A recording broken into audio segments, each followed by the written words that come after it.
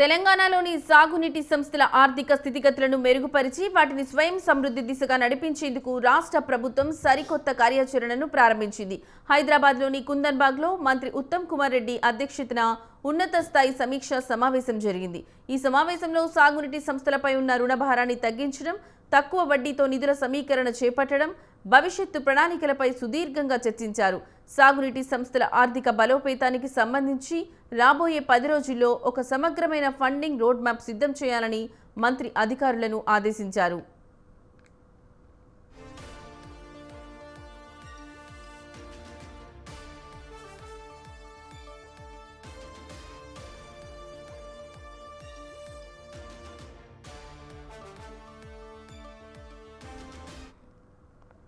ఇకపై కేవలం ప్రభుత్వ బడ్జెట్ పైనే ఆధారపడకుండా సాగునీటి సంస్థలకు స్థిరమైన సొంత ఆదాయ వనరులను సృష్టించుకోవడంపై దృష్టి సారించాలని మంత్రి ఉత్తమ్ కుమార్ రెడ్డి స్పష్టం చేశారు.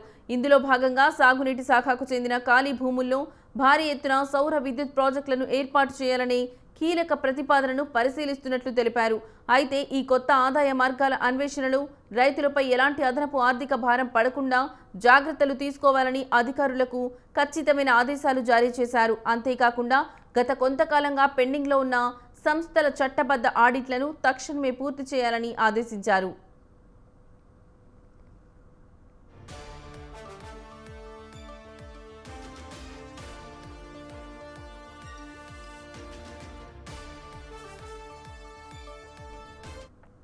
గత ప్రభుత్వ హయాంలో సాగునీటి ప్రాజెక్టుల పేరుతో తీసుకున్న అధిక వడ్డీ రుణాలను పునర్వ్యవస్థీకరించడం ద్వారా ప్రభుత్వ ఖజానాకు భారీగా నిధులు ఆదా చేయవచ్చని మంత్రి పేర్కొన్నారు.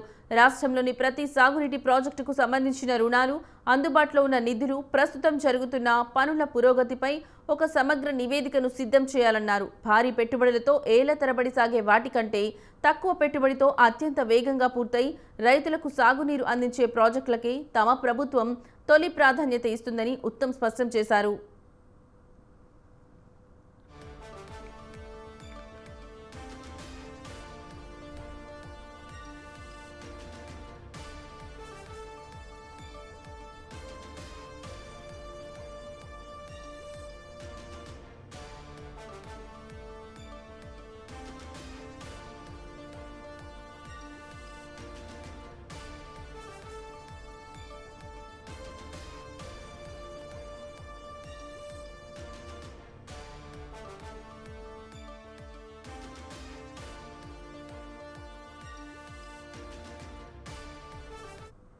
సాగునీటి శాఖకు రాష్ట్ర వ్యాప్తంగా ఎక్కడెక్కడ భూములు, ఇతర ఆస్తులు ఉన్నాయనే పూర్తి వివరాలను రాబోయే 15 రోజుల్లోగా క్రోడీకరించి సిద్ధం చేయాలని మంత్రి అధికారులను ఆదేశించారు.